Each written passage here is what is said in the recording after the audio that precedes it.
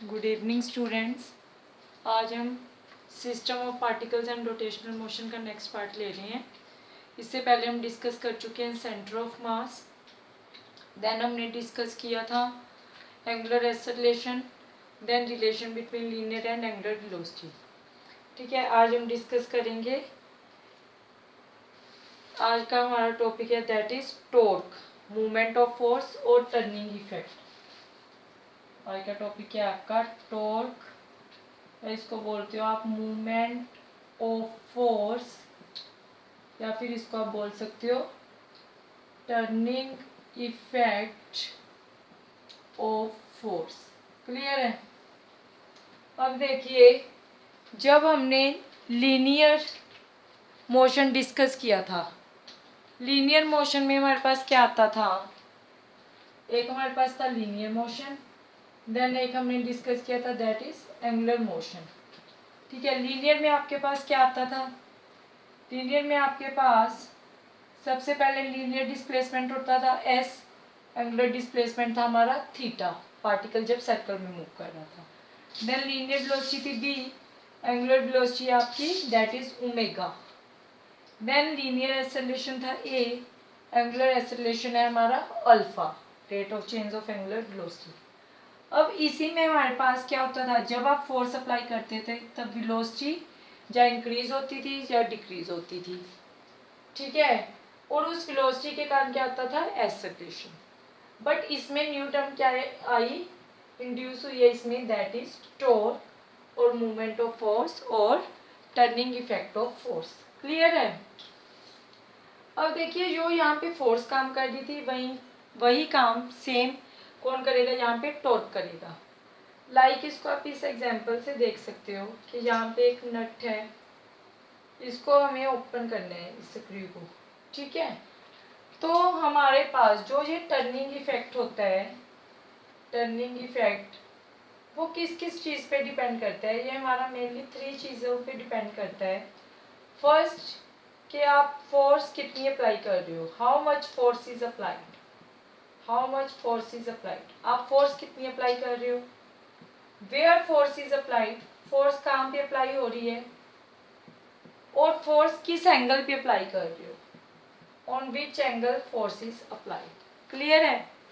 अगर आपको किसी भी नट वगैरह को ओपन अप करना है तो आपके पास जो फोर्स होती है, जो भी उसका टर्निंग इफेक्ट है, वो इन 3 चीज़ों पे हमारा डिपेंड करता है।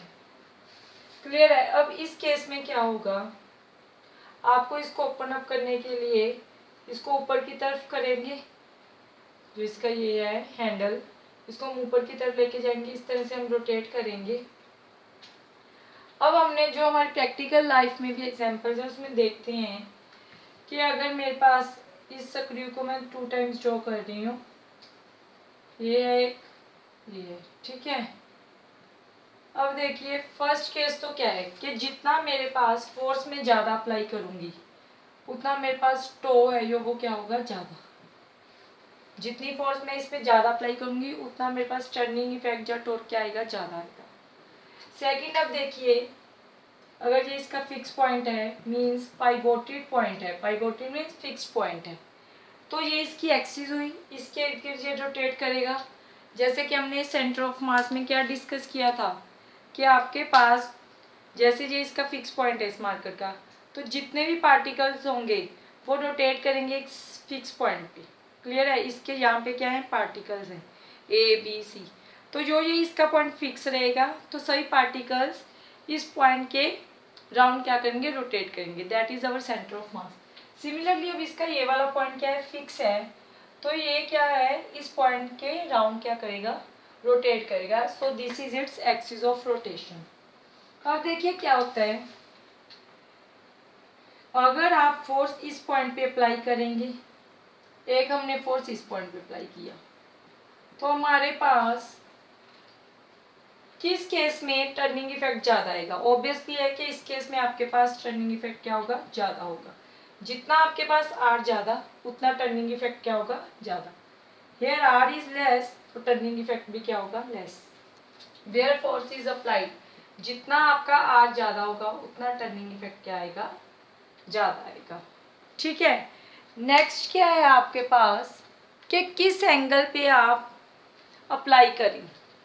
टर्निंग इफेक्ट आपको ज़्यादा चाहिए, आप किस एंगल पे फोर्स को अप्लाई करें। अब देखिए मैं इसी डायग्राम को दोबारा ड्रॉ कर रही हूँ। क्लियर है, ये है मेरे पास। मैंने मान लो यहाँ पे फोर्स अप्लाई की। जब मैं यहाँ पे फोर्स अप्लाई कर रही हूँ, इसी को डॉटी ड्रा करके मैंने आगे इंक्रीज किया। Let this angle is our theta, यहाँ पे ये थीटा एंगल बना है। तो इस साइड इस फोर्स का कौन सा कंपोनेंट आएगा, दैट इज वेक्टर चैप्टर में डिस्कस किया एफ कोस थीटा। इस साइड इसका कौन सा कंपोनेंट आएगा, that is F sine theta. अब इसको रोटेट करने के लिए कौन सा कंपोनेंट हेल्प करेगा, एफ कोस थीटा तो क्या है, इसके पैरेलल अप्लाई हो रहा है, तो ये तो इसकी हेल्प नहीं करेगा इसको रोटेट करने में। हमारा कौन सा कंपोनेंट इसको हेल्प करेगा, दैट इज इसको हम ऊपर की तरफ लेके जाएंगे तभी इसको घुमाएंगे, तो एफ साइन थीटा इसको हेल्प करेगा। किस चीज़ के लिए, टर्निंग इफेक्ट लेके आने के लिए। क्लियर है। सेकंड क्या है कि हमारे पास जितना थीटा ज़्यादा होगा उतना टो क्या होगा, ज़्यादा होगा। या फिर इसका कौन सा कंपोनेंट हेल्प कर रहा है, that is F sine theta. जितना थीटा ज़्यादा उतना टो आपका क्या होगा, ज़्यादा होगा। क्लियर है। टॉर्क के लिए कौन कौन सी चीज़ें आपकी रेस्पॉन्सिबल हैं। अब देखिए यहाँ के अकॉर्डिंग हम इसको क्या लिख सकते हो, आप टॉर्क का यहाँ से आप फार्मूला ये लिख सकते हो। एक तो यहाँ पे डिपेंड कर रहा है, सेकेंड ये एफ साइन थीटा पे, R F sine of theta. Clear है। टॉर्क इज इक्वल टू आपका क्या आ गया, R F sine of theta. Force का कौन से कंपोनेंट ने हेल्प किया और आपका आर कितना होना चाहिए। अब देखिए जो ये एफ कोस थीटा है, एफ कोस थीटा ये क्या है, ये तो पैरेलल कंपोनेंट है। एफ साइन थीटा हमारे पास क्या है, this is our perpendicular component. तो मीन्स टर्निंग इफेक्ट लेके आने के लिए कौन सा कंपोनेंट रिस्पॉन्सिबल है, the component of force which is perpendicular. Clear है। जो पैरेलल वाला है वो टर्निंग इफेक्ट में कोई हेल्प नहीं कर रहा, जो आपके पास कंपोनेंट परपेंडिकुलर है it helps for the turning effect. Clear है यहाँ से। अब इसको आप ऐसे भी देख सकते हो, लाइक मैं एक डायग्राम और बना रही हूँ।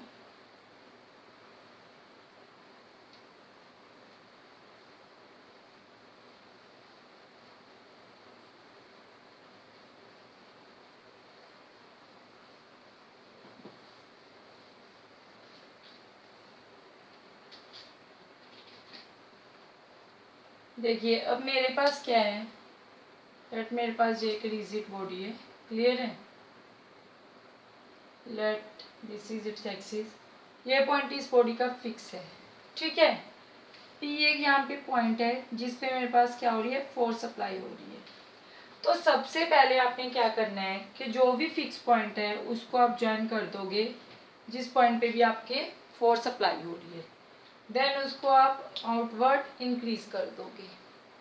देन अगर यहाँ पे इसका एंगल थीटा बन रहा है तो इस साइड आप कंपोनेंट देखेंगे इसका एफ कोस ऑफ थीटा, इस साइड आपका परपेंडिकुलर कंपोनेंट क्या आ जाएगा, that is F sine of theta, और ये जो इन दोनों के बीच का डिस्टेंस है दैट इज आर।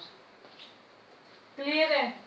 तो आप टो को क्या लिखोगे, tau is equal to R F, F cos of theta तो अब इसको हेल्प नहीं करेगा क्योंकि ये कंपोनेंट क्या है, एफ कोस थीटा जो मेरा कंपोनेंट है it is parallel to R. Clear है ना, ये इसके क्या है, पैरेलल है। एफ साइन थीटा मेरा क्या है, इसके परपेंडिकुलर है, तो परपेंडिकुलर कंपोनेंट मेरा टर्निंग इफेक्ट के लिए हेल्प करेगा।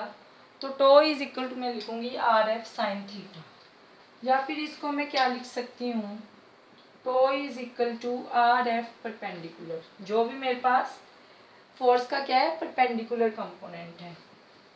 अब देखिए एक चीज़ और समझिए, जो टॉर्क है मेरे पास it is a vector quantity. अगर ये वेक्टर क्वांटिटी है तो मैं इसको क्या लिख सकती हूँ, torque is equal to R cross F. इन दोनों की क्या है, ये क्रॉस प्रोडक्ट है, वेयर थीटा क्या है मेरे पास, एंगल है between R and F. R क्या है मेरे पास, पोजीशन वेक्टर, एफ क्या है मेरे पास, force which is perpendicular component of R, sorry perpendicular component of F. अब देखिए अगर टो मेरे पास आर क्रॉस एफ के इक्वल है, और इसको मैं क्या लिख सकती हूँ, torque is equal to R F perpendicular, कि इसके जो परपेंडिकुलर कंपोनेंट है वो टर्निंग इफेक्ट लाइन के लिए मुझे क्या कर रहे हैं, हेल्प कर रहे हैं। अब देखिए हमारे पास यहाँ पे क्वेश्चन अराइज हो रहा है कि जो एफ कोस थीटा है ये इसको हेल्प क्यों नहीं कर रहा, जो भी मतलब कि आपके पास पैरेलल कंपोनेंट है वो हेल्प क्यों नहीं कर पा रहा, क्योंकि जो आपका एफ कोस थीटा है वो तो कहाँ से पास हो रहा है, एक्सिस ऑफ रोटेशन से, और ये पॉइंट क्या है हमारा, फिक्स पॉइंट है।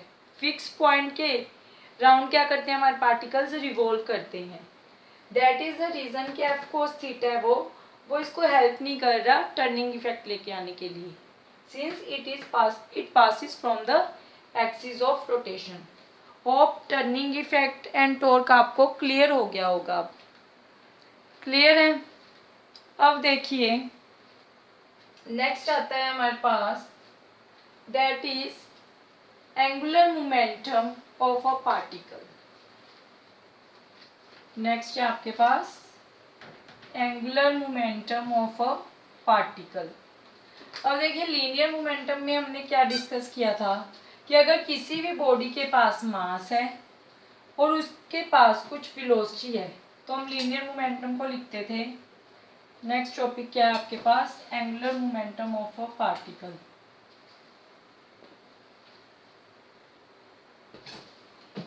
Angular momentum of a particle. अब देखिए लीनियर मोमेंटम में मैंने क्या बताया था आपको, लीनियर मोमेंटम इसको हम P से डोनेट करते थे और ये इक्वल होता था mv के, मास एंड इट्स वेलोसिटी। अगर किसी भी बॉडी का मास है और वो किसी वेलोसिटी से मूव कर रहा है तो लीनियर मोमेंटम होता है आपका P is equal to mv। Clear है। अब एंगुलर मोमेंटम में आप क्या बोलोगे, इसको आप L से डोनेट करते हो फर्स्ट ऑफ ऑल, और L आपका होता है mp के। अगर आपके पास sorry L is equal to होता है आपका आर पी के इक्वल, आर क्रॉस पी।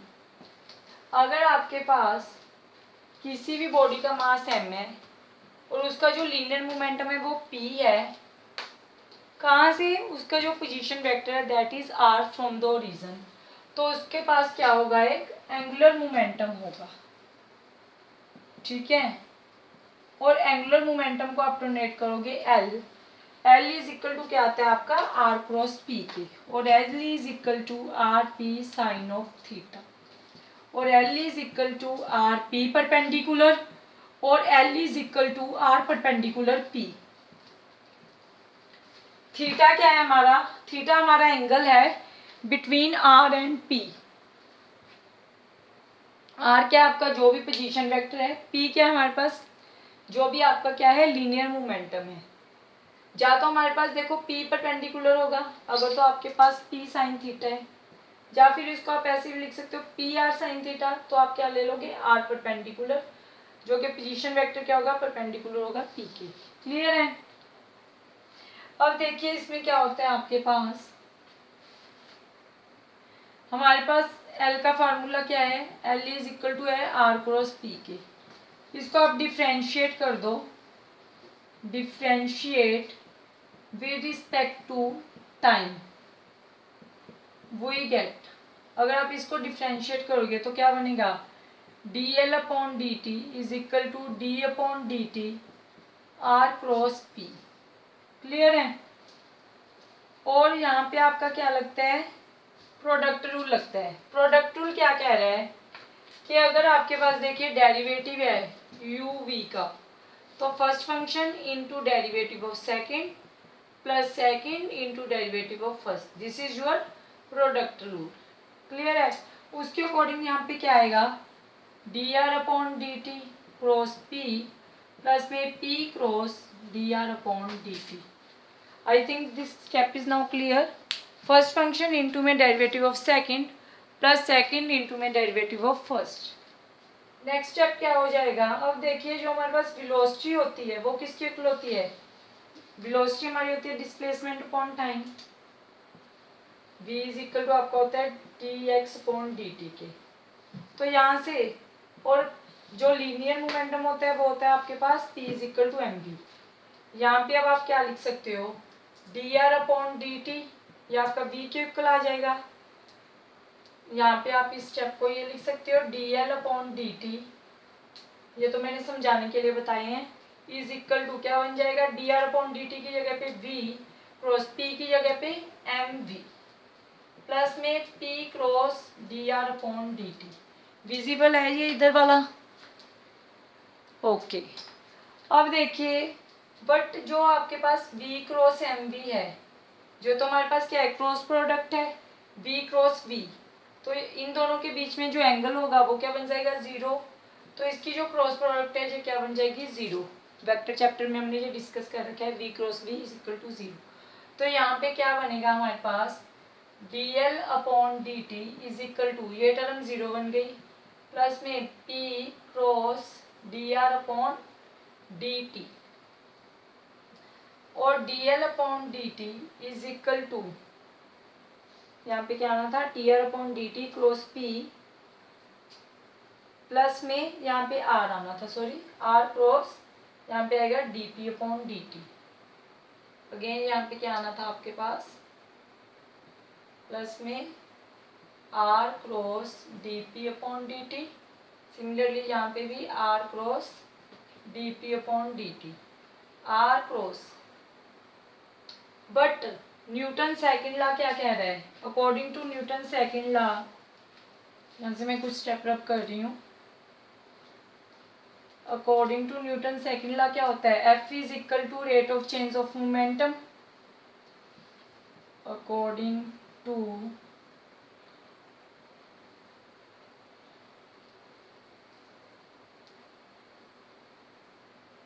इसके नेक्स्ट स्टेप हम इधर कर रहे हैं, according to Newton's second law, F किसके इक्वल होता है, rate of change of momentum के।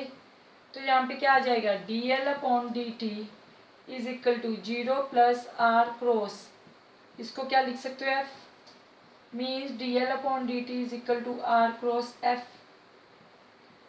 क्लियर है, आर क्रॉस एफ क्या था, बट टो के इक्वल अभी हमने किया, तो dl upon dt is equal to क्या बन गया आपका, टो के। अब देखिए जैसे हमारे पास यहाँ पे क्या था, फोर्स इज इक्वल टू होता था rate of change of momentum के लीनियर मोशन में, यहाँ पे फोर्स का काम किसने किया, टॉर्क ने, और ये किसके इक्वल आ गया, rate of change of angular momentum के। यहाँ पे लीनियर मोमेंटम था, ठीक है, यहाँ पे क्या है, एंगुलर मोमेंटम, यहाँ पे फोर्स है, यहाँ पे क्या है आपके पास, टॉर्क है। दोनों आपके एनालॉजी में चल रही हैं, दोनों का फंक्शन क्या है आपके पास, सेम है। क्लियर है। अब देखिए अगर आपको पोजीशन वेक्टर गिवन है, एक क्वेश्चन ले लेते हैं हम, how to find the torque. देखिए एक क्वेश्चन डिस्कस कर रहे हैं अब हम किसी टॉपिक का। नेक्स्ट है आपके पास,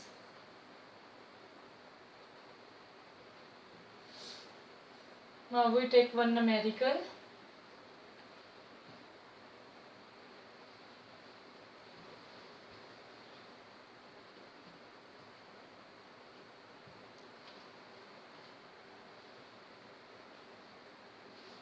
देखिए find the torque of a force, question क्या है आपके पास, find the torque of a force 7i plus 3j minus 5k about origin,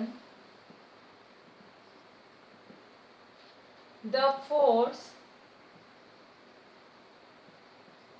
acts on a particle